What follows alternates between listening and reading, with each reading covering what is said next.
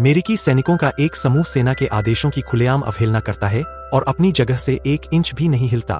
10 minute पहले उन्हें युद्ध भूमि की ओर बढ़ जाना चाहिए था, लेकिन अब वे सभी आदेशों की परवाह किए बिना एक निम्न श्रेणी के सैनिक की ओर देख रहे थे, क्योंकि कुछ समय पहले उसी सैनिक ने एक के बाद एक कई साथियों की जान बचाई थी। इस बीच एक सार्जेंट, जिसकी दोनों टांगे घायल थीं, युद्ध भूमि में अभी भी संघर्ष कर रहा था। निराशा ने उसे पूरी तरह घेर लिया था। तभी डेज़मंड डॉस वहां पहुंचता है, लेकिन जैसे ही वह उठता है, एक गोली उसके सिर को उड़ाने ही वाली थी, तभी एक साथी सैनिक उसकी जान बचा लेता है। दुश्मन के स्नाइपर को बाहर निकालने के लिए डॉस जानबूझकर खुद को गोली की रेखा में लाता है। सार्जेंट इस मौके का फायदा उठाकर एक गोली में स्नाइपर को मार देता है। इसके बाद डॉस तेजी से सार्जेंट के पास पहुंचता है। खुद को बोझ मानने वाला सार्जेंट उसे जाने को कहता है, लेकिन डॉस उसकी एक न सुनते हुए अपनी राइफल से कपड़ा फाड़कर हैंडल बनाता है।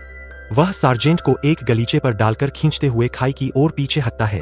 जैसे ही जापानी सैनिक उन्हें देखते हैं, वह पागलों की तरह गोलियां चलाने लगते हैं। डॉस सार्जेंट को खींचता है और सार्जेंट पीछे से फायर करके कवर देता है। खाई के किनारे पहुंचने पर डॉस रस्सी को सार्जेंट के शरीर से बांधता है और उसे एक झटके में नीचे धकेल देता है, फिर सावधानी पूर्वक रस्सी से उसे नीचे उतारता है। इस समय तक जापानी सैनिक पीछे आ जाते हैं और लगातार गोलियां बरसाने लगते हैं। डॉस एक कवर के पीछे छिप जाता है, लेकिन रस्सी नहीं छोड़ता। सार्जेंट सुरक्षित नीचे पहुंचता है। दुश्मन को चकमा देने के लिए वह अपने एक मरे हुए साथी स्मिथ की लाश को खुद से बांध लेता है और नीचे कूद जाता है। जापानी सैनिक भी तेजी से पीछा करते हैं। नीचे मौजूद अमेरिकी सैनिक पहले से तैयार थे। भारी फायरिंग के बीच जापानी सैनिकों को पीछे हटना पड़ता है।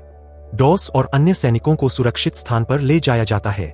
डॉस का मानसिक तनाव बहुत ज्यादा है, वह चारों तरफ बेहद सतर्क है, लेकिन जब वह अपने परिचित साथियों को देखता है, तब जाकर उसे एहसास होता है कि वह अब सुरक्षित है।